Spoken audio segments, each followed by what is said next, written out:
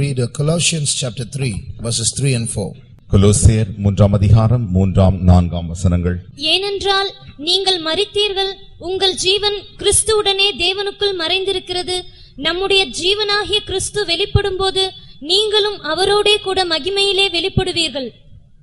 I am going to continue on what we saw last week and what we have been meditating on these days. நான் கடந்த வாரத்தில் நாம் என்னத்தை கண்டோம் என்பதை குறித்து அதனுடைய தொடர்ச்சியையும் கடந்த காலங்களில் நாம் தியானித்ததான அந்த தியானங்களின் தொடர்ச்சியாகவும் இன்றைக்கு செய்ய போகிறேன். There is one world which is this physical world. There is a world which is this physical world. நாம் காண்கிறதான இந்த சரீர பிரகாரமாய் ஒரே ஒரு உலகம் உண்டு. And then there is another world which is called the spirit world, Aavi Ulakam.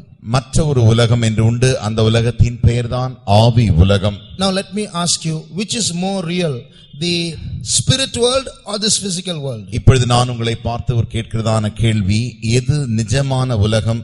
நாம் இங்கு காண்கிறோமோ இந்த உலகமா அல்லது அந்த ஆவி உலகமா? எது நிஜமான உலகம்? Which is more real? எது அதிக நிஜமா இருக்கிறது? Spirit world, but you can't see the spirit world. ஆவி உலகம் என்றால் ஆவி உலகத்தை உங்களால் பார்க்க முடிகிறதில்லை. There is no scientific evidence for the existence of the spirit world. இந்த ஆவி உலகம் இருக்கிறது என்பதை நிரூபிக்க எந்த விதமான விஞ்ஞான பூர்வமாய் நிரூபிக்கப்படவில்லை. So many intelligent people are saying when a man dies he goes to the dust. There is nothing called soul and spirit in a man. அநேக ஞானிகள் சொல்கிற காரியம், ஒரு மனிதன் இந்த பூமியில் வாழ்ந்து சாகிற பொழுது அவன் மண்ணோடு மண்ணாய் போகிறானே தவிர வேறு ஒரு உலகத்திற்கு அவன் போகிறதாய் சொல்கிறதில்லை. So how do you say that is more real than this? அப்படி என்றால் அந்த உலகம் இந்த உலகத்தை காட்டிலும் அதிக நிஜமானது என்று எப்படி நீங்கள் சொல்கிறீர்கள்? For example, உதாரணமாக, you consider your shadow. உங்களுடைய நிழலை நீங்கள் பாருங்கள். Is it real or imaginary? அந்த நிழல் நிஜமா அல்லது எண்ணப்பூர்வமாய் நினைவுபூர்வமாய் காண்கிறது ஒன்றா? It's real. அது நிஜமான ஒன்று. But you, are you real or imaginary? நீங்கள் நிஜமானவர்களா அல்லது நினைவுபூர்வமாய் இங்கே உட்கார்ந்து கொண்டிருக்கிறீர்களா? You won't believe it, but there are big thinkers now who are asking, do I exist? நீங்கள் நம்ப மாட்டீர்கள், பெரிய பெரிய யோசனையாளர்கள் இன்றைக்கு கேட்கிறதான ஒரு பெரிய கேள்வி, நான் இன்றைக்கு இருக்கிறேனா, உண்மையாக வாழ்கிறேனா என்று கேட்கிறார்கள். There are people who are thinking so deeply that all this is just an illusion, I don't exist. அநேகர் சில கூட்டத்தார் உண்டு, அவர்கள் இப்படி சொல்லுகிறார்கள், நாம் இப்பொழுது பார்க்கிறோமே இவைகள் யாவும் ஒரு நினைவு பூர்வமே தவிர உண்மையான நிஜமான ஒரு ஆள் அல்ல என்று சொல்லுகிறார்கள். So one day one professor was teaching philosophy and one boy got up and said, "Sir, how do I know that I exist?" ஒரு முறை ஒரு பேராசிரியர் வகுப்பை நடத்தி கொண்டிருந்த பொழுது ஒரு மாணவன் அந்த கல்லூரியில் எழுந்து நின்று அவரிடத்தில் கேட்ட கேள்வி, ஐயா, நான் உண்மையாக இந்த உலகத்தில் இருக்கிறேன் என்பதை எப்படி நிரூபிக்க முடியும் என்று கேட்டான். எனக்கு எப்படி தெரியும் நான் இருக்கிறேன் என்று எனக்கு எப்படி தெரியும்? How do I know I really exist? So the professor shut his mouth by asking him a question. இப்பொழுது பேராசிரியர் அவனை ஒரு மறுகேள்வி கேட்டு அவன் வாயை அடைத்து விட்டார். You know what is that question? அந்த கேள்வி என்ன தெரியுமா? May I know who is asking the question? அந்த கேள்வியை கேட்பது யார் என்று நான் இப்பொழுது பார்க்கட்டுமா என்று கேட்டார். No, he didn't answer. Now someone has to answer, isn't it? அவன் இப்பொழுது பதில் சொல்லவில்லை, வேறொரு அவனுக்காக பதில் சொல்ல வேண்டியதா இருக்கு. So the shadow is real, we are also real. நாம் இந்த நிழல் நிஜமா இருக்கிறது, நாமும் நிஜமா இருக்கிறோம். But which is more real? எது அதி நிஜமா இருக்கிறது? We. நாம். Like this physical world is there which I can touch. The spirit world is there which I cannot touch. Which is more real? சரீர பிரகாரமாய் காண்கிறதான இந்த உலகம் இருக்கிறது, இதை என்னால் தொட்டு நன்றாக உணர முடிகிறது. அந்த ஆவி உலகத்தை என்னால் தொட முடிகிறதில்லையே, ஆகையினால் எது அதிக நிஜமான உலகமாய் இருக்கிறது? If you are intelligent enough, you will say, if brother is asking this question, it's very easy answer the physical world, then why is he answering the question? Then it may not be that answer, it must be some other answer. நீங்கள் கொஞ்சம் ஞானம் உள்ளவர்களாய் இருப்பீர்களே, அதிக ஞானம் உள்ளவர்களாய் இருப்பீர்களே என்றால், brother இப்பொழுது நம்மை பார்த்து ஒரு சாதாரணமான கேள்விதானே கேட்கிறார், எது அதி நிஜம் என்று. இது இந்த உலகம்தான் அதி நிஜம் என்று சுலபமாய் சொல்லிவிடலாமே. அப்படி இருக்கும் பட்சத்தில் அவர் ஏன் இந்த கேள்வியை கேட்கிறார், இதற்குரிய பதில் என்ன என்று அதிக ஞானம் உள்ளவர்கள் விளங்கிக் கொள்வார்கள். Supposing there are two computers. உதாரணமாக 2 கம்ப்யூட்டர்களை எடுத்துக்கொள்ளுங்கள். Both are connected with wires. இரண்டுமே ஒரு வயரின் மூலமாக இரண்டுமே இணைக்கப்பட்டிருக்கிறது. Now they are thinking of making thinking computers. அவை இப்பொழுது people are now trying to invent thinking computers. இன்றைக்கு உலகத்தில் ஜனங்கள் நினைத்து யோசித்து பார்க்கக்கூடிய அந்த திறனை உடையதான கம்ப்யூட்டர்களை கண்டுபிடித்துக் கொண்டிருக்கிறார்கள். So supposing they've invented 2 thinking computers. உதாரணமாக 2 அப்படி நினைக்கக்கூடியதான 2 ஒரே சமமான கம்ப்யூட்டர் லெவல் கண்டுபிடித்து எடுத்து வைத்துக் கொள்ளுங்கள். So they are connected with wires. அவைகளை ஒரு வயரின் மூலமாக இணைத்திருக்கிறார்கள். And one of the makers of those 2 computers are sitting in front of the computer. இந்த 2 கம்ப்யூட்டர்களை உண்டாக்கினாரே அவர் அதற்கு முன்பாக உட்கார்ந்து யோசித்துக் கொண்டிருக்கிறார் என்றால், and one computer is talking to the other computer through the wire. இப்பொழுது அந்த வயரின் மூலமாக ஒரு கம்ப்யூட்டர் மற்ற கம்ப்யூட்டரோடு கூட பேசிக் கொண்டிருக்கின்றன. And this man can see the conversation on the screen. இப்பொழுது இந்த மனிதர் உண்டாக்கினாரே அவர் இவர்கள் 2 பேருக்கு மத்தியில் நடக்கிறதான அந்த சம்பாஷணையை அந்த ஸ்கிரீனின் மூலமாக பார்க்க முடியும். One computer is asking the other computer, hey, what do you think, do human beings exist? ஒரு கம்ப்யூட்டர் மற்ற கம்ப்யூட்டரை பார்த்து இப்பொழுது ஒரு கேள்வி கேட்கின்றன, என்ன நீ நினைக்கிறாய், மனிதகுலம் உண்மையாகவே இருக்கிறதா? The other computer replies, I don't think, I haven't seen one as yet. அப்பொழுது மற்ற கம்ப்யூட்டர் சொல்லுகிற பதில் என்னவென்றால், நான் ஒன்றும் இதுவரை நிஜமான ஒரு மனிதனை பார்த்ததே இல்லை, அப்படி இருக்க முடியாது என்று பதில் சொல்லுகிறது. Why? ஏன்? Can anyone say? ஏன் அப்படி சொல்கிறது? Why does the computer say, I haven't seen a human being till now? இதுவரைக்கும் நான் ஒரு மனிதனையே பார்த்ததில்லை என்று இந்த கம்ப்யூட்டர் பதிலாய் சொன்னதே அது ஏன்? The computer operator sitting right in front of him. அதை உண்டாக்கினவன், அதிலே வேலை செய்கிறவர், அதற்கு முன்பாகத்தான் ஒரு மனிதன் உட்கார்ந்து கொண்டிருக்கிறான். Why does he say, I have never seen a man? ஆனால் அது சொல்லுகிறது, ஆனால் கம்ப்யூட்டர் சொல்லுகிறது, நான் இதுவரை ஒரு மனிதனை பார்த்ததே இல்லை. Why? Can anyone say? ஏன்? No eyes. The computer has no eyes. கம்ப்யூட்டர்களுக்கு கண்கள் இல்லாதபடியினாலே their communication is only through wires. They don't have any other senses. அவர்களுக்கு 2 பேருக்கு மத்தியில் இருக்கிறதான சம்பாஷணைகள் தொடர்பு யாவும் அந்த வயரின் மூலமாகத்தான் இருக்கிறதே தவிர அவர்களுக்கு கண்களோ காதுகளோ கிடையாது. So now they are discussing whether human beings exist or not. இப்பொழுது ஒரு மனிதகுலம் இருக்கிறதா இல்லையா என்பதை அவர்கள் 2 சம்பாஷித்துக் கொண்டிருக்கின்றன. Now tell me, which is more real, the computer world or the human beings world? எது இப்பொழுது அதிக நிஜம்? நாம் மனிதன் வாழ்கிறதான இந்த உலகமா அல்லது கம்ப்யூட்டர் உலகமா? கம்ப்யூட்டர் உலகமா? Human world. We are more real. நாம் தான் அதிக நிஜமாய் இந்த மனிதன் வாழ்கிற உலகமாய் இருக்கிறோம். Because we are not connected through wires. நாம் இப்பொழுது ஒரு வயரினாலே இணைக்கப்படவில்லை. We are mobile, we can walk about. நாம் நன்றாக அசையக்கூடியவர்களாய் நடக்கக்கூடியவர்களாய் இருக்கிறோம். We have 5 senses which computers don't have. கம்ப்யூட்டர்களுக்கு இல்லாத அந்த 5 காணும் புலன்கள் நமக்கு இருக்கிறது. So we are more real than them. ஆகையினாலே அவைகளை காட்டிலும் நாமே மிக நிஜமாய் இருக்கிறோம். But if you ask them, what will they say? நீங்கள் அவர்களை பார்த்து கேள்வி கேட்டால் அவர்கள் என்ன சொல்லும்? If you ask the computers, they will say, no, we can't see human beings, so we are more real. கம்ப்யூட்டர்களை பார்த்து நீங்கள் கேட்டால் அவர்கள் சொல்லும், நாங்கள் தான் நிஜமான உலகம், நாங்கள் ஒரு மனிதனையும் பார்த்ததில்லை, ஆகையினாலே அவர்களை நிஜமான உலகம் என்று ஏற்றுக்கொள்ள மாட்டோம் என்று சொல்லிவிடுவார்கள். Why? ஏன்? Because they don't have those senses that can look into the human world. மனித உலகத்தை பார்க்கக்கூடியதான அந்த புலன்கள் அவைகளுக்கு இல்லாமல் இருக்கிறது. So they say human world is not real. ஆகையினாலே மனித வாழ்கிறதான உலகம் ஒரு நிஜமான உலகம் இல்லை என்று அவர்கள் சொல்லிவிடுகின்றனர். But we know the truth, we are more real than the computer. ஆனால் நமக்கு உண்மை தெரியும், நாம் தான் கம்ப்யூட்டர் உலகத்தை காட்டிலும் நிஜமான உலகமாயிருக்கிறோம். In the same way, the spirit world is actually more real than our world, only we don't have the senses to go into that and look into that world. அதே வண்ணமாக அந்த ஆவி உலகமே நாம் இருக்கிறதான இந்த உலகத்தை காட்டிலும் அதிக நிஜமான உலகமா இருக்கிறது. ஆனால் அதை புரிந்து கொள்ளக்கூடிய அறிந்து கொள்ளக்கூடிய புலன்கள் நமக்கு இல்லாமல் இருக்கிறது. So because that world is eternity based. ஏனென்றால் அந்த உலகமானது நித்தியத்தை குறித்ததாய் இருக்கிறது. And God is there.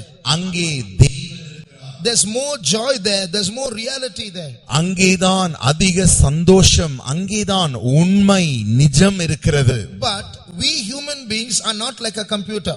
ஆனால் மனிதகுலமாகிய நாம் கம்ப்யூட்டர்களை போல அல்ல. The computer belongs to the computer world and doesn't have anything to do with the human world. Computer உலகமானது அந்த கம்ப்யூட்டர்கள் யாவும் கம்ப்யூட்டர் உலகத்தை ஒத்ததாகவே அங்கே தொடர்புடையதாகவே இருக்கிறது. நம்முடைய உலகத்திலே எந்த தொடர்பும் அதற்கு இல்லை. But human beings are not like that. We have two parts. One is the outer man that belongs to this physical world. The other is the inner man that belongs to the spirit world. ஆனால் மனிதகுலமாகிய நமக்கு இரண்டு பகுதிகள் உண்டு. புறம்பாய் நாம் காண்கிறதான இந்த சரீரத்திற்கு இந்த உலகமும் உள்ளான ஒரு காரியம் உண்டு. அதர்தான் ஆவியின் உலகத்தை தொடர்புடையதாயிருக்கிறது. So what we have to practice is we have to have our senses exercised to leave this world and enter into that world often. ஆகினாலே நாம் என்ன செய்ய வேண்டும் என்றால் நம்முடைய இருக்கிறதான இந்த புலன்களை கொண்டு இந்த உலகம் அல்ல அந்த ஆவியின் உலகத்திற்கு செல்ல அதை அறிந்து கொள்ள அதை உணர நாம் பயிற்சி எடுக்க வேண்டும். There is a song in Malayalam like this. மலையாளத்தில் இப்படி ஒரு பாட்டு உண்டு. I don't remember the exact words. It says that a new age will come. Then the last line is Thiriye varade nityadayil marayum. It says a new age will come and then we will not come back, we will disappear, vanish into eternity. நாம் திரும்பியே வராமல் நித்தியத்தில் மறைந்தே போவோம் என்று சொல்கிறதான ஒரு மலையாள பாட்டின் கடைசி வரை இப்படி இருக்கிறது. Many years ago when I heard that song I got scared. So we are going to disappear, is it? அநேக ஆண்டுகளுக்கு முன்பாய் நான் இந்த பாட்டை கேட்ட பொழுது நான் பயந்து போனேன். அப்படியே திரும்பி வராமல் மறைந்து நான் போய்விடுவோமா என்ன என்று நான் யோசிக்க ஆரம்பித்தேன். So we are not going to be in this world, is it? இந்த உலகத்தில் நாம் இருக்க போகிறது இல்லையோ We are going to vanish, is it? நாம் அப்படியே மாயமாய் மறைந்து போகிறோமா என்ன? That's called heaven, is it? அதுதான் பரலோகமா என்ன? Then I didn't want that heaven, I'd better be here. அப்படி என்றால் அந்த பரலோகம் எனக்கு வேண்டாம், நான் இங்கேயே இருந்து விடுகிறேன். But only now these days I'm realizing that although that is an invisible world, it's invisible only in human terms, not in spirit terms. For spirit that's not an invisible world, it's a visible world. ஆகினால் இப்பொழுதுதான் அந்த பாட்டின் அர்த்தங்கள் எனக்கு விளங்க ஆரம்பித்தது. அது அதர்சனமான உலகமாய் இருந்தாலும் இந்த கண்களாலே அந்த உலகத்தை காண முடிகிறதில்லை. ஏனென்றால் ஆவிக்குரிய கண்களால் தானே அந்த அதர்சனமான ஆவிக்குரிய உலகத்தை காண முடியும். Let me ask you, do spirits have eyes? இப்பொழுது நான் ஒரு கேள்வி உங்களிடத்தில் கேட்கிறேன். ஆவிகளுக்கு கண்கள் இருக்கிறதா இல்லையா? They have eyes. Can they see with those eyes? அவர்களுக்கு கண்கள் உண்டு. அந்த கண்களினாலே அவர்களால் காணக்கூடுமா? Can they see each other with those eyes? மற்ற ஆவிகளை அந்த ஆவிகள் தங்களுடைய கண்களினாலே காணக்கூடுமோ? Yes. Can they see us with those eyes? நம்மை அந்த ஆவிகள் காண முடியுமா? Yes. ஆம். Can we see them with our eyes? நம்முடைய கண்களினாலே அந்த ஆவிகளை நாம் காண முடியுமா? No. So which eyes are better, their eyes or our eyes? நம்மால் காண முடியவில்லை. ஆகையினாலே எந்த கண்கள் சிறந்த கண்கள்? ஆவிகளின் கண்களா நம்முடைய கண்களா? Their eyes. அவர்களுடைய கண்களே. But unfortunately these eyes cannot see them, so we think they are not real. துரதிர்ஷ்டவசமாக இந்த சரீர பிரகாரமான கண்களை கொண்டு அந்த ஆவிகளை நம்மால் காண முடியாததினாலே அப்படி ஆவிகள் இல்லை என்று நாம் சொல்லிவிடுகிறோம். So we have two parts in us. One is the outer man, the other is the inner man. ஆகினால் நமக்குள் இரண்டு பகுதிகள் உண்டு. ஒன்று புறம்பான மனுஷன், இரண்டாவது உள்ளான மனுஷன். So this outer man is connected with this physical world. இந்த புறம்பான மனுஷன் இந்த சரீர பிரகாரமான உலகத்தோடு கூட தொடர்பு அல்லது இணைத்து வைத்துக் கொண்டிருக்கிறான். So such people who cannot get beyond this physical world and say, I don't believe in God. What is that? I am sitting here, I can't feel anything. Those people are called carnal people because they are only engaged with their five senses. They don't know anything beyond, although they have an inner man. அந்த ஒரு கூட்ட சரீர ஒரு மனித குலம் உண்டு. அவர்களுக்கு இந்த ஐம்புலன்களை கொண்டு வெளியரங்கமான மனுஷனை கொண்டு இந்த உலகத்தை மாத்திரமே காணும், உணர்வும், பார்க்கவும், கேட்கவும் அப்படி இருக்கிறபடியினால் இந்த உள்ளான மனுஷனை கொண்டு அவர்கள் அந்த ஐம்புலன்களை பிரயோஜனப்படுத்தாதபடியினாலே அப்படி ஆவி உலகம் என்று ஒரு உலகமே இல்லை, நான் அப்படி பார்க்கிறதே இல்லை, இந்த உலகம்தான் நிஜமான உலகம் என்று மாம்சீகமான ஒரு கூட்ட ஜனம் சொல்லுவார்கள். But those who are able to exercise the inner man in entering into that world, realizing the presence of God and find joy in that world, they are called spiritual people. ஆனால் ஒரு கூட்ட ஜனம் உண்டு. அவர்கள் இந்த உள்ளான மனுஷனின் மூலமாக ஆவிக்குரிய அந்த உலகத்தோடு கூட தொடர்பு வைத்து அந்த உலகத்தின் சந்தோஷத்தை அனுபவித்து அந்த உலகத்தோடு கூட ஆவியில் தொடர்பு வைக்கிறபடினாலே அவர்கள்தான் ஆவிக்குரிய மனுஷர்கள் என்று அழைக்கப்படுகிறார்கள். Do you know today scientists have now found one small, not small, a rather big piece of evidence to prove that world exists. இன்றைக்கு ஒரு விஞ்ஞானி கண்டுபிடித்து வைத்திருக்கிறார், அப்படிப்பட்டதான ஆவி உலகம் உண்டு என்று நிரூபிக்க அவர் ஒரு பெரிய நிரூபணத்தையே கண்டுபிடித்து வைத்திருக்கிறார். In fact, they have even established an institution to do research on that. அதை குறித்து ஆராய்ச்சி செய்யும்படியாக ஒரு நிறுவனத்தையே அவர்கள் நிறுவி வைத்திருக்கிறார்கள். Anyone knows? அந்த நிறுவனம் என்ன, யாருக்காகிலும் தெரியுமா? It's called the Institute of Near Death Experiences. அந்த நிறுவனத்தின் பெயர்தான் மரணத்துக்கு அருகாமையில் சென்று அனுபவிக்கிறதான அனுபவங்களின் நிறுவனம் என்று பெயர் வைத்ததான ஒரு நிறுவனம். According to their statistics, today there are at least 1,10,00,000 Americans alone who have had near death experiences. அவர்களுடைய அந்த புள்ளியியலின் கணக்கின்படி ஏறக்குறைய 1,10,00,000 அமெரிக்க தேசத்தார் மரணத்திற்கு அருகாமையில் சென்று அனுபவிக்கிறதான அனுபவங்களை உடையவர்களாயிருக்கிறார்கள். So they have recorded different kinds of experiences when these people went close to death and came back. எப்படி ஒரு மனிதன் மரணத்திற்கு நெருங்கிய இடத்திற்கு போய் திரும்பமாக உயிரடைந்து வருகிறான் என்கிறதான பல அனுபவங்களை அவர்கள் குறித்து அதில் எழுதி வைத்திருக்கிறார்கள். So now these people, they are not Christians, but they are doing research on these near death experiences. இப்படிப்பட்டதான மரணத்திற்கு அருகாமையில் போய் சென்று திரும்பி வருகிற அனுபவங்களை குறித்து ஆராய்ச்சி செய்கிறதான இந்த நிறுவனங்கள் யாரும் கிறிஸ்தவர்கள் அல்ல, அவர்கள் விஞ்ஞானிகள். Some have said they have seen great light as they went close to death. சிலர் சொல்கிறார்கள், நாங்கள் அந்த மரணத்திற்கு அருகாமையில் போன பொழுது ஒரு பெரிய வெளிச்சத்தை பார்த்தோம், திரும்பமாக உயிரோடு வந்துவிட்டோம் என்று சொல்கிறார்கள். Some said they have experienced a great feeling of joy. சிலர் சொன்னார்கள், நாங்கள் மரணத்திற்கு அருகாமையில் போன பொழுது ஒரு பெரிய சந்தோஷத்தின் அனுபவத்தை அனுபவித்துவிட்டு திரும்பி வந்துவிட்டோம் என்று சொல்கிறார்கள். We had the experience of flying through a tunnel.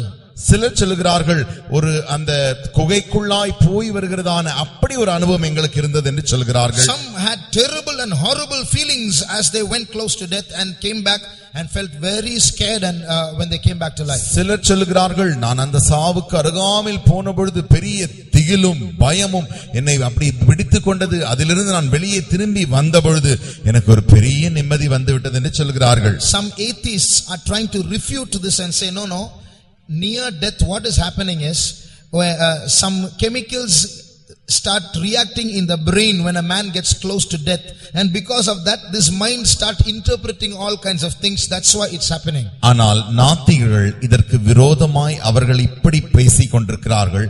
அவர்கள் சொல்லுகிற காரியம் என்னவென்றால், ஒரு மனிதன் சாவுக்கு அருகாமையில் போகும் பொழுது அவனுடைய ஏன் அப்படி போகிறான் என்றால், அவனுக்குள் இருக்கிறதான அந்த வேது தாது பொருட்கள் யாவும் இப்படி கிரியை செய்யும் பொழுது அவனுடைய மனதிலே பலவிதமான எண்ணங்களும் தோற்றங்களும் வந்து அதன் மூலமாக அவன் இப்படி சொல்கிறான் என்று அவர்கள் சொல்கிறார்கள். So he's imagining seeing such things. அவன் அப்படி சொல்வதை நினைத்து யோசித்து அவன் சொல்கிறான் என்று சொல்கிறார்கள்.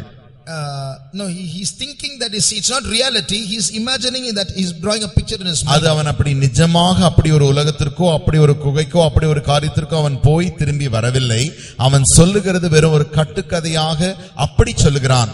Now supposing we all go to near death experience. உதாரணமாக நாம் யாவரும் மரணத்திற்கு அருகாமையில் இருக்கிறதான அந்த அனுபவத்திற்கு போய் திரும்பி வருகிறோம் என்று வைத்துக் கொள்ளுங்கள். When we come back, we'll all have 100 different suppose there are 100 of us, we'll have 100 experience to share. நாம் எல்லாரும் திரும்பி வருவோம் பொழுது நாம் எல்லாருக்கும் நூற்றுக்கணக்கான அனுபவங்களை நாம் பகிர்ந்து கொள்ள ஆயத்தமாய் இருப்போம். We are 100 of us, we'll have 100 experiences to share. நாம் 100 பேர் இருக்கிறோம் என்றால் நமக்கு 100 பேருக்குமே இந்த ஒரு 100 விதமான அனுபவங்கள் இருக்கும். But unfortunately in this near death experience, it's not thousands and 1,10,00,000 kind of experiences. They have categorized it into 6 or 7 experiences, that's all.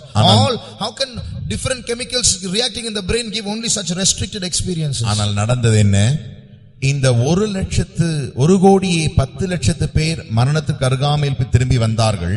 ஆனால் இவர்கள் கொடுத்ததான அனுபவங்கள் எல்லாவற்றையும் நீங்கள் கணக்கு போட்டு பகுதி வாரியாய் பிரிக்கும் பொழுது இவைகளை நீங்கள் அத்தனை கோடியாய் பிரிக்க வேண்டிய அவசியமில்லை. இவைகளை 6 அல்லது 7 வகையாக பிரித்து விடலாம். அப்படி என்றால் மனிதனுக்குள்ளே இந்த வேத பொருட்கள் ஒவ்வொருவனுக்குள்ளும் ஒவ்வொரு விதமாய் கிரியேட் செய்யும் பொழுது எப்படி எல்லாருக்குமே இந்த 6 விதத்திற்குள்ளாக அந்த அனுபவமே வந்து நிறைக்க முடியும்? Secondly, இரண்டாவதாக, so that's a argument against the atheists. அதுதான் இந்த நாத்தியர்களுக்கு விரோதமாய் வைக்கிறதான தர்க்கமாய் இருக்கிறது. Secondly, இரண்டாவதாக, how can chemical reactions give you a sequence of proper thoughts like that as though you're seeing something definite? A proper, it's when chemical reactions at random react in your brain, you can't see a whole person, a person whom you saw who is already dead and gone. You can't be seeing a progressive sequence of thoughts. It will be at random, it will be disorderly, isn't it? ஒரு வேத பொருட்கள் ஒரு மனிதனுக்குள் கிரியை செய்து அப்படி சாகிற தருவாயில் ஒரு மனிதன் போகும் பொழுது எப்படி அவன் ஒரு நல்ல அப்படி ஒரு வளர்ச்சியாய் ஒரு படிக்கு அடுத்த படிக்கு அந்த விதத்தில் அவன் சரியாக காட்சிகளை கண்டு திரும்பி வந்து சொல்ல முடியும். ஏனென்றால் வேதிப்பொருட்கள் அப்படி கிரியை செய்யுமே ஆகில் அவன் தாறுமாறாக இஷ்டமாக அப்படித்தானே பார்த்திருக்க வேண்டும். எப்படி ஒரு சரியான உருவத்தை கண்டிருக்கிறான், சரியான ஒரு நபரை பார்த்திருக்கிறான், முகத்தை பார்த்திருக்கிறான், இப்படியெல்லாம் பார்த்து வந்து சொல்ல முடியும். So that's the second argument. அது இரண்டாவது தர்க்கமாய் இருக்கிறது. Third argument is some specific incidents that have taken place in people's lives. மூன்றாவது தர்க்கமானது என்னவென்றால் சில ஜனங்களின் வாழ்க்கையிலே நடந்ததான குறிப்பிட்ட அனுபவங்கள். I'll give you one example. ஒரு உதாரணம். One woman was in hospital. ஒரு தாய் ஒரு ஆஸ்பத்திரியில் இருந்தார்கள். And she was unconscious, close to death. அவர்கள் தன்னுடைய நினைவையே இழந்து சாவுக்கு மிக நெருங்கிய இடத்திற்கு போய்விட்டார்கள். Her husband was in the car park, sitting inside the car and praying for her.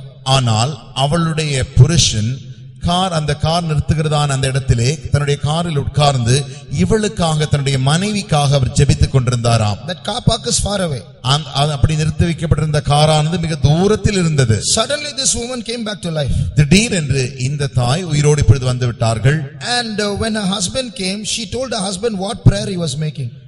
அந்த புருஷன் வந்த பொழுது இந்த தாய் அவன் தன்னுடைய புருஷனை பார்த்து இந்த மனைவி சொன்னார்களாம், நீங்கள் என்ன ஜெபம் ஜெபித்தீர்கள் என்பதை அப்படியே அந்த ஜெபத்தை சொன்னார்களாம். So that means she was able to relieve her spirit and she was able to go to the car park, listen to her husband's prayer and then come back into her body and tell it to her. அதனுடைய அர்த்தம் இந்த மனைவிக்குள் இருந்ததான இந்த ஆவி இந்த மனைவியின் சரீரத்தை விட்டு புருஷனுடைய அந்த இடத்திற்கு போய் அவர் ஜெபிக்கிற ஜெபத்தை கேட்டு திரும்பவுமாக அந்த ஆவி திரும்பி வந்து இந்த சரீரத்தில் உயிரோடு கூட திரும்ப எழுந்து விட்டது. So that means it's not chemical reaction, something real has happened. ஆகினாலே இதேதோ வேதியியல் பொருட்கள் மனதில் இருக்கிற சரீரத்தில் இருக்கிற பொருட்களின் அந்த விளைவு அல்ல, ஏதோ ஒரு குறிப்பிட்ட காரியம் நடைபெற்றிருக்கிறது. So even in the secular world they are now coming to a conclusion that these spirits exist. ஆகினாலே இப்படிப்பட்ட இந்த பொது சமுதாயத்தில் கூட ஆவி உலகம் ஆவிகள் இருக்கின்றன என்பதன் ஒரு அடிப்படை அந்த உண்மைக்கு அவர்களால் வர முடியாமல் இருக்கிறார்கள். I'll tell you one more testimony. இன்னும் ஒரு சாட்சி நான் சொல்ல விரும்புகிறேன். There was a particular man who was an agnostic. Agnostic means he doubted the existence of God. ஒரு குறிப்பிட்ட ஒரு நபர் இருந்தார். அவர் தேவன் இருக்கிறாரா என்பதையே சந்தேகிக்கிறவர். He was hospitalized and he was in a coma.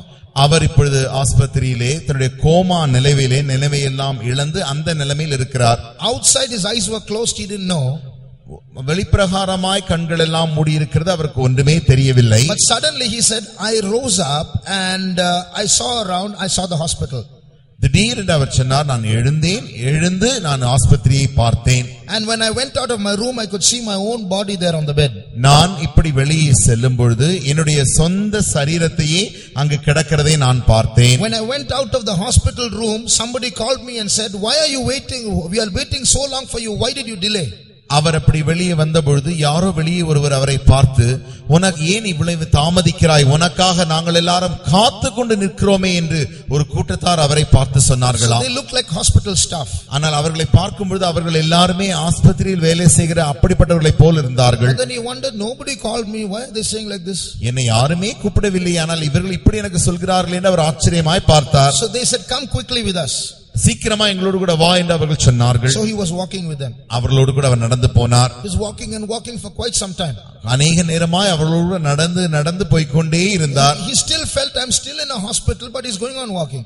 ஆனால் அவருக்கு ஒரு உணர்வு இருந்தது, நான் இன்னும் ஆஸ்பத்திரியில் தான் கிடக்கிறேன், ஆனால் இன்னும் இவர்களோடு நடந்து கொண்டே போகிறேன், இது என்ன? Then finally he got scared. Where are they taking me? கடைசியாக பயந்து போய் இவர்கள் என்னை எங்கே கொண்டு போகிறார்கள் என்று யோசிக்க ஆரம்பித்தார். And they said, come, don't stop, come quickly. நீ நிற்க வேண்டாம், வா என்னோடு கூட தொடர்ந்து வா என்று சொன்னார்கள். But now when he looked at their faces, they were not hospital staff anymore. They looked like animals when their faces changed. இப்பொழுது அவர்களுடைய முகத்தை அவர் பார்த்த பொழுது முன்பு பார்த்த இந்த ஆஸ்பத்திரி வேலை செய்தவர்களைப் போலவே அவருடைய முகங்கள் இல்லை. அவர்களெல்லாம் இப்பொழுது விலங்குகளைப் போல மிருகங்களாய் தோன்றினார்கள். When he saw their faces, he got scared. He stopped. அவர்களுடைய முகங்களை பார்த்த உடனே பயந்து அப்படியே நின்று விட்டார். Then those men caught his hands and his feet and started dragging him. அப்பொழுது உடனடியாக அவர்கள் இவருடைய கரத்தை எல்லாம் பிடித்து இழுத்து கொண்டு செல்ல ஆரம்பித்தார்கள். He didn't know what to do at that time. என்ன செய்ய வேண்டும் என்று அறியாமல் இருந்தார். But when he was a small child, he remembered in the school someone told him about Jesus. ஆனால் அவர் ஒரு சிறிய பையனாய் இருந்த பொழுது தான் படித்த பள்ளியிலே யாரோ ஒருவர் வந்து இயேசுவை பற்றி அவருக்கு சொல்லி இருந்த காரியம் அவருக்கு ஞாபகத்தில் வந்தது. He couldn't scream, but in his mind he said, Jesus save me. அவரால் வாயை திறந்து கத்தவே முடியவில்லை, ஆனால் மனதிலே இயேசுவே என்னை ரட்சியும் என்று சொல்ல நினைக்க ஆரம்பித்தார். The moment he said that, அப்படி அவர் சொன்ன மாத்திரத்தில் he sat up in his hospital bed. He was back in his room. இப்பொழுது அவர் ஆஸ்பத்திரிக்குள் திரும்ப வந்த தன்னுடைய சரீரத்திலிருந்து அதே சரீரத்திலிருந்து எழுந்து அதே மெத்தையில் உட்கார்ந்து விட்டார். That man who was in hospital sick, that man who was an agnostic who doubted the existence of God, today he is a pastor in a church. அன்றைக்கு தேவன் உண்டா இல்லையா என்று சந்தேகித்த அந்த மனிதன் இந்த ஆஸ்பத்திரியின் இந்த அனுபவத்திற்கெல்லாம் சென்று இப்பொழுது தேவனுடைய ஒரு சபையிலே பாஸ்டராக கர்த்தர் ஊழியம் செய்கிறார். So this is not a joke. That spirit world is very real. ஆகினாலே நான் ஏதோ உங்களுக்கு கேளிக்கைக்காக சொல்லவில்லை. ஆவி உலகம் என்பது அதி நிஜமான உலகமாய் இருக்கிறது. So on our side, whenever we pray, whenever we close our eyes, even in life itself, we should practice going there into the presence of God in that spirit world and be there with Jesus. ஆகினாலே நம்முடைய ஜீவியத்தில் தானே நாம் தேவனை துதிக்கும் பொழுது, பாடும் பொழுது, ஜெபிக்கும் பொழுதெல்லாம் இங்கிருந்து கொண்டே அங்கே இயேசு இருக்கிறதான அந்த உலகத்தில் அவரோடு கூட இருக்க நாம் பழகிக் கொள்ள வேண்டும். See in the key verse that we read, நாம் வாசித்ததான இந்த மூல வசனத்தை பாருங்கள். Colossians chapter 3 verse 3, what did we read? கொலோசியர் 3ஆம் அதிகாரம் 3ஆம் வசனத்தில் வாசிக்கிறோம். என்ன வாசிக்கிறோம்? Our life is hidden with Christ in God. நம்முடைய ஜீவன் கிறிஸ்துவுடனே தேவனுக்குள் மறைந்திருக்கிறது. Now Christ is part of that spirit world now. கிறிஸ்து இப்பொழுது அந்த ஆவியின் உலகத்தின் ஒரு பகுதியாக இருக்கிறார். Now our life is there, it seems. நம்முடைய ஜீவன் அவர் அங்கே இருக்கிறது. Life means our inner man. நம்முடைய உள்ளான மனிதன் தான் நம்முடைய ஜீவனாய் இருக்கிறார். So that inner man is now with Christ in God. நம்முடைய உள்ளான மனுஷன் கிறிஸ்துவுடனே தேவனுக்குள் மறைந்திருக்கிறது. So it's like this, God is the bigger entity.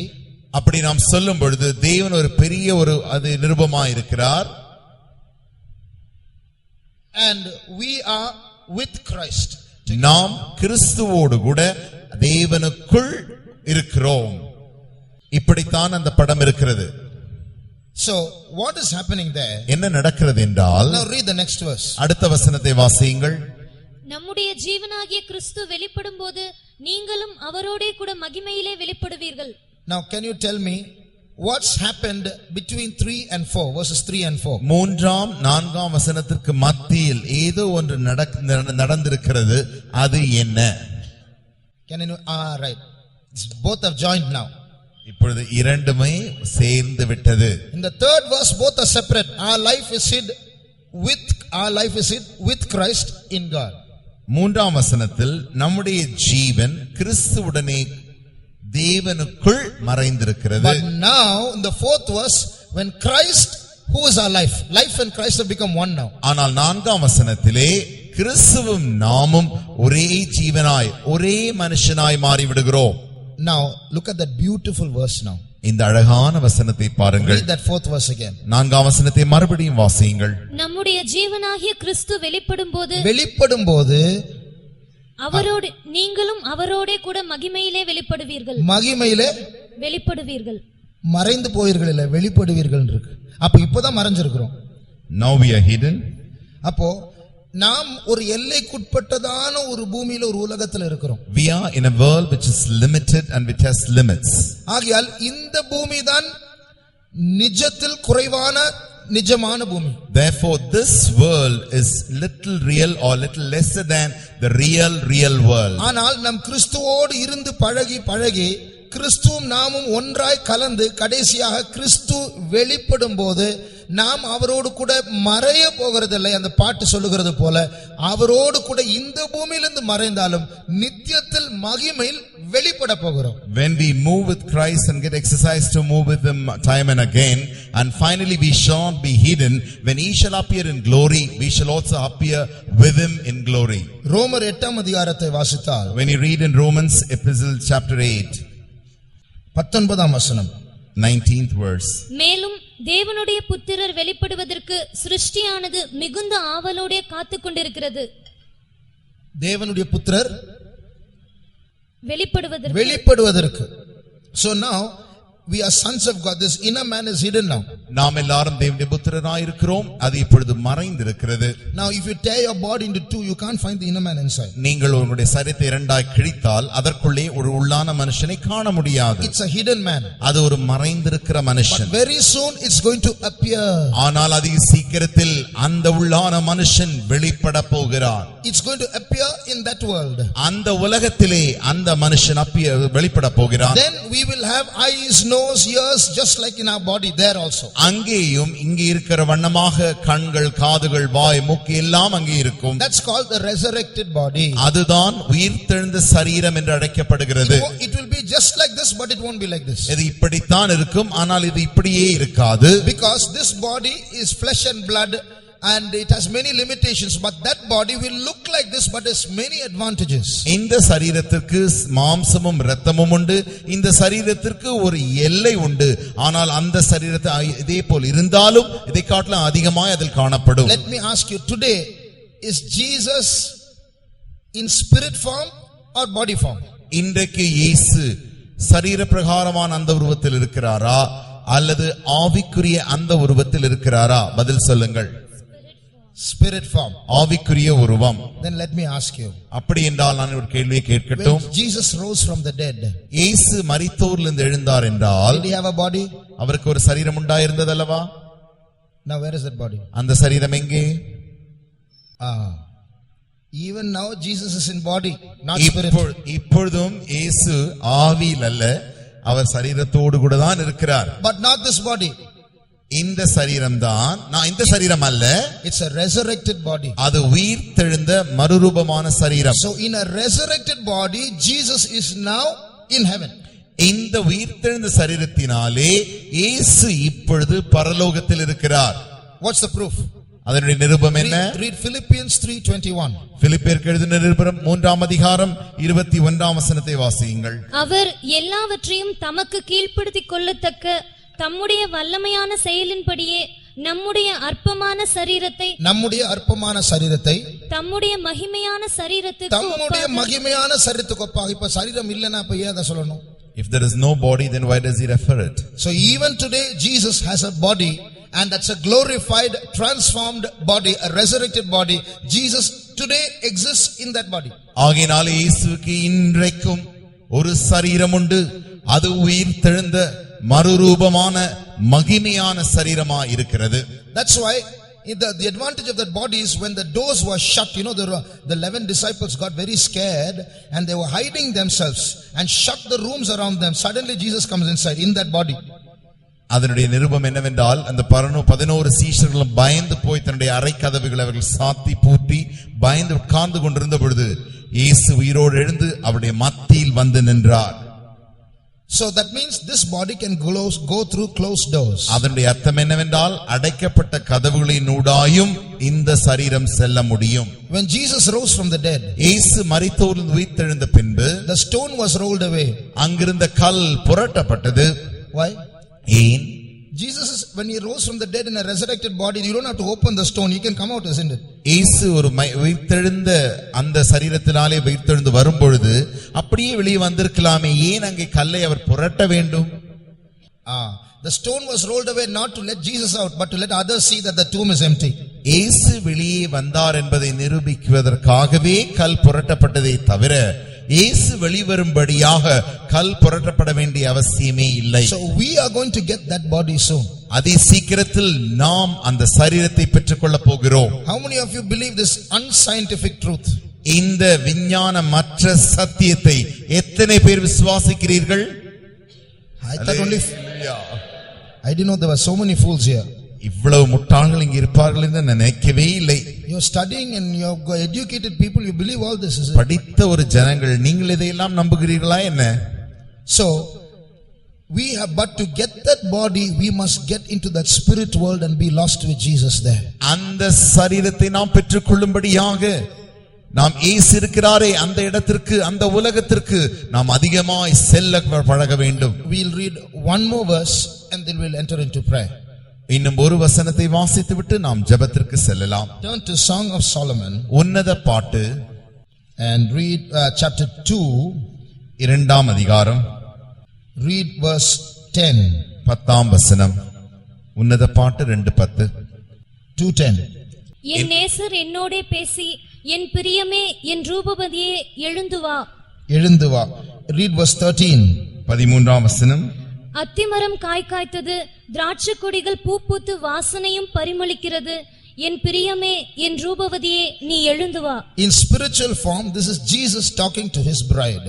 ஆவிக்குரிய உலகத்தில் இயேசு தன்னுடைய மனவாட்டியோடு கூட பேசுகிற சம்பாஷணை இதுவாயிருக்கிறது. But if you read it in English, it's not எழுந்து வா, it is come away. வந்து விடு. ஆங்கிலத்தில் வாசிப்பீர்களே என்றால் எழுந்து வா என்று எழுதவில்லை, மாறாக கம்மவே, நீ என்னோடு கூட வந்து விடு என்றுதான் எழுதப்பட்டிருக்கிறது. What does that mean? அதன் அர்த்தம் என்ன? வந்து விடு means leave that place where you are and come and be where I am. வந்து விடு என்றால் நீ இருக்கிற இடத்தை நீ விட்டு விட்டு நான் இருக்கிற இடத்தில் வந்து சேர்ந்து விடு. That is called leaving this world and entering into that world. அதுதான் இந்த உலகத்தை விட்டு அந்த உலகத்திற்குள் பிரவேசிப்பது. So whenever we close our eyes, that's the first step of leaving this world. ஆகினால் எப்பொழுதெல்லாம் நாம் ஜெபத்திற்காய் கண்களை மூடுகிறோமோ அப்பொழுதெல்லாம் இந்த உலகத்தை விட வேண்டியதாய் இருக்கிறது. But it's not enough to close our eyes, we have to practice entering into that world also. கண்களை மூடுகிறதை மாத்திரம் நாம் பழக்குவது அல்ல, அந்த உலகத்திற்குள்ளும் பிரவேசிப்பதை நாம் பழக்கிக் கொள்ள வேண்டும். So every time we pray, we are trying to enter into that world. ஆகினாலே நாம் ஒவ்வொரு முறை ஜெபிக்கும் பொழுதெல்லாம் அந்த உலகத்திற்குள் நாம் பிரவேசிக்க முயற்சிக்கிறோம். So we are with Christ in God in those new sessions. ஆகினாலே அப்படி நாம் செய்யும் பொழுது அந்த பகுதிகளில் எல்லாம் நாம் கிறிஸ்துவுடனே தேவனுக்குள் இருக்க பழகிக் கொள்கிறோம். Being there as often as possible, we get closer and closer to God and finally we become one with him. எவ்வளவு அதிகமாய் அவரோடு கூட நெருக்கமாய் நெருங்கி இருக்க பழகிக் கொள்ளும் பொழுது கடைசியில் நாமும் அவரும் ஒன்றாய் விடுகிறோம். When a husband and wife join together, the Bible says the two shall be one flesh. ஆகையினால் தான் புருஷனும் மனைவியும் ஒன்றாய் இணைக்கப்படும் பொழுது வேதம் சொல்கிறது அவர்கள் இனிமேல் இரு மாமிசம் அல்ல ஒரே மாமிசமாக இணைக்கப்படுகிறார்கள். Only death can separate them. மரணம் மாத்திரமே அவர்களை பிரிக்க முடியும். But in heaven, the heavenly bridegroom and bride, when they join together, there is no death, so there's nothing to separate them. ஆனால் பரலோகத்திலோ பரலோக அந்த மணவாளனும் மணவாட்டியும் ஒன்றாய் இணைக்கப்படும் பொழுது அங்கு மரணம் என்பதே இல்லாதபடியினாலே நித்தியமாய் அவர்கள் சந்தோஷமாய் ஒன்றாய் இருக்க போகிறார்கள். So we are going to be mixed and mingled in inseparable union with God, just like a husband and wife are one flesh. God and we are going to be one spirit, one entity, and no one's going to separate us. That's the high call that God has given you and me. எப்படி புருஷனும் மனைவியும் இணைக்கப்பட்டு ஒன்றாய் கலந்து ஒரே மாமிசமாய் ஒன்றாய் இருக்கிறார்களோ அதை போல நாமும் தேவனும் அவரோடு கூட ஒன்றாய் ஆவியிலே ஒன்றாய் எப்பொழுதும் நிறைந்து அவரோடு கூட நாம் ஒன்றி கலந்து இருக்க போகிறோம். Shall we close our eyes? நான் நம்முடைய கண்களை மூடுவோமா? How many of us want that experience? எத்தனை பேருக்கு அந்த அனுபவம் உங்களுக்கு தேவை என்று உணர்கிறீர்கள்? Today what do we mean by prayer? ஜெபம் என்றால் என்ன என்று நாம் இன்றைக்கு நம்புகிறோம். We just kneel down.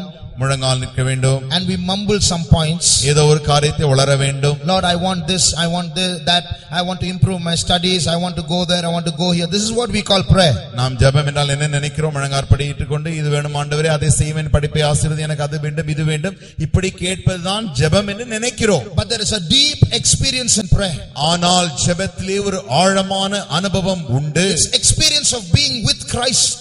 கிறிஸ்துவோடு கூட இருக்கிறதான ஒரு அனுபவம் உண்டு. It's experience of being surrounded by God. தேவனால் சூழப்பட்டிருக்கிறதான ஒரு அனுபவம் உண்டு. It's an experience of entering into a greater reality from a lower reality. ஒரு தாழ்ந்த இந்த நிஜ உலகத்திலிருந்து ஒரு பெரிய ஒரு உண்மையான நிஜத்திற்கு நாம் செல்கிற ஒரு அனுபவம் உண்டு. Today Jesus is calling us and saying, my love, my fair one, come away.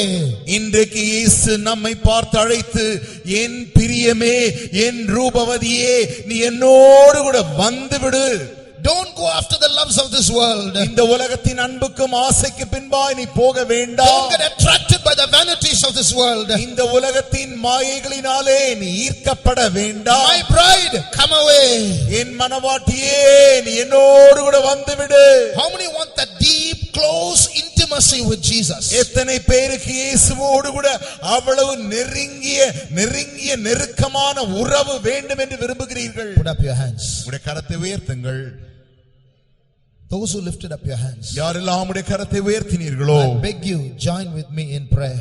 நான் இப்பொழுது உங்களோடு கூட தயவு செய்து கெஞ்சி கேட்கிறேன், என்னோடு கூட ஜெபத்திலும் சேர்ந்து கொள்ளுங்கள். What are we going to pray for now? நாம் இப்பொழுது எதற்காய் ஜெபிக்க போகிறோம்? Jesus, I want to be with you in God. இயேசுவே, நான் தேவனுக்குள் உம்மோடு கூட இருக்க வேண்டும். I want to be mixed with you and be part of you, Lord. ஆண்டவரே, நான் உம்மோடு கூட கலந்து உம்முடைய பகுதியாகவே நான் இருக்க வேண்டும். I want to be so close to you that finally you and I are one entity joined together. Christ is my life.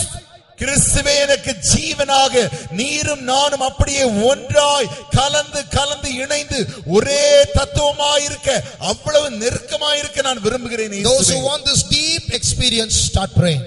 யாருக்கெல்லாம் இந்த ஆழமான அனுபவம் வேண்டுமோ ஜெபிக்க ஆரம்பியுங்கள். Start crying out to that Jesus. அந்த இயேசுவை நோக்கி அழ ஆரம்பியுங்கள். Jesus, I want to be close to you. இயேசுவே, நான் உம்மோடு கூட நெருக்கமாக இருக்க விரும்புகிறேன். Jesus, I want that spiritual deep experience of being with you. ஆண்டவரே, உம்மோடு கூட நெருங்கி, அவ்வளவு நெருங்கி ஆவிக்குரிய அந்த நெருக்க உறவு எனக்கு வேண்டும். One minute. Before starting our prayer. நம்முடைய ஜெபத்தை தொடங்குவதற்கு முன்பாய், last week we prayed.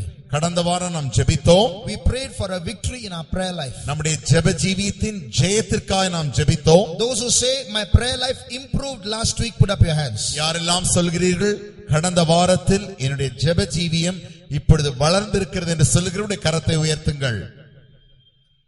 Some hands have gone up. சில கரங்கள் மேலே போய் கொண்டிருக்கின்றன. But the others don't give up. மற்றவர்கள் விட்டுவிட வேண்டாம். We are not worshiping an idol, we are worshiping the real God. நாம் ஏதோ ஒரு விக்கிரகத்தை வணங்கவில்லை, ஒரு உண்மையான நிஜமான தேவனை நாம் ஆராதிக்கிறோம். We are not worshiping a baby doll, we are worshiping a living God. ஒரு குழந்தை பொம்மையை நாம் வணங்கவில்லை, நாம் ஒரு ஜீவனுள்ள தேவனை ஆராதிக்கிறோம். So now start talking to Jesus. Say, Jesus, I want to be close to you. இப்பொழுது இயேசுவோடு கூட பேச ஆரம்பியுங்கள்.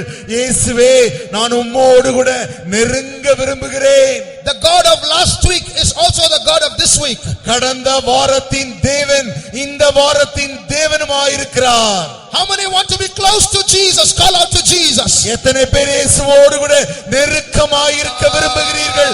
அவரை நோக்கி கூப்பிடுங்கள். Cry out to Jesus. Say, I want to be one with you, Lord. இயேசுவை நோக்கி கதறி கூப்பிடுங்கள்.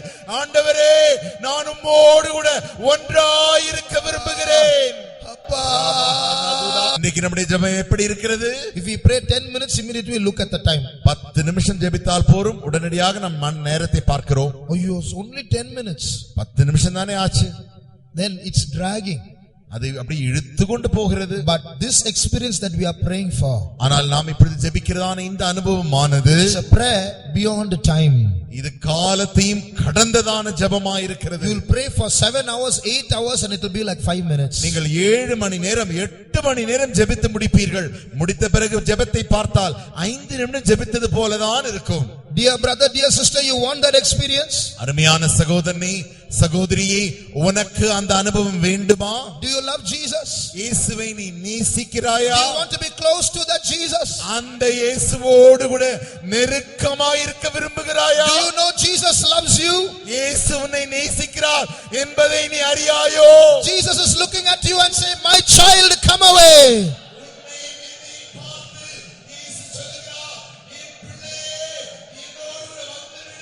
My child, I want you to be where I am. Come away. ஆகையினால் வந்து விடு. In the presence of God there is no time. தேவனுடைய சமூகத்திலே நேரம் என்று ஒன்று இல்லை. In the presence of God there is no hunger. இந்த தேவனுடைய சமூகத்திலே பசி இல்லை. In the presence of God there is no tiredness. தேவனுடைய சமூகத்திலே களைப்பு இல்லை. You and Jesus can be close together for hours and hours and hours. நீயும் இயேசுவும் மணிக்கணக்காய் மணிக்கணக்காய் மணிக்கணக்காய் ஒன்றாய் சேர்ந்திருக்க போகிறாய். If you wanted to pray, if you wanted to pray, நீ ஜெபிக்க வேண்டும் என்றால், if you want this experience, pray. இந்த அனுபவம் உனக்கு தேவை என்றால் ஜெபிக்க ஆரம்பிப்பாயாக. Call out to the Lord. தேவனை நோக்கி கூப்பிடுவாயாக. No more ordinary prayer life. ஒரு சாதாரண ஜெபம் இனி நமக்கு வேண்டாம். No more sleeping in prayer. தூங்கிக் கொண்டு ஜெபிக்கிற ஜெபம் வேண்டாம். No more prayer, then talk in the cell phone, then get up and go and come back. Not that kind of prayer. ஏதோ ஜெபிக்கும் பொழுது வெளியே எழுந்து போய் போனில் பேசிவிட்டு மற்ற காரியத்தை செய்துவிட்டு தொடர்ச்சியாக ஜெபிக்கிற அந்த ஜெபம் வேண்டாம். Lord, I want to leave this place. ஆண்டவரே, இந்த இடத்தை நான் விட்டு விட விரும்புகிறேன். Lord, I want to come away and be with you.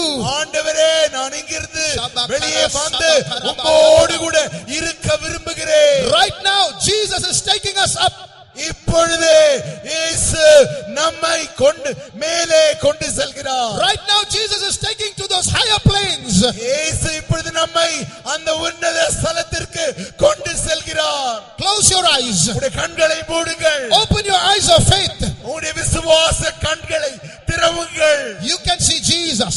இயேசுவை நோக்கி கூப்பிடுங்கள். You can see Jesus. இயேசுவை நீங்கள் காண முடியும். You can see Jesus. இயேசுவை நீங்கள் காண முடியும். Go close to Jesus. இயேசுவினிடத்தில் நெருங்கி செல்லுங்கள். Embrace Jesus. இயேசுவை கட்டி தழுவிக் கொள்ளுங்கள். Talk to Jesus. இயேசுவோடு கூட பேசுங்கள். You will hear the voice of Jesus. இயேசுவின் சத்தத்தை உங்களால் கேட்க முடியும். Your life will be joined to Jesus. உங்களுடைய ஜீவன் இயேசுவோடு கூட இணைந்து கொள்ளும். Jesus. Dinamankara shabakara bakala sabala rature.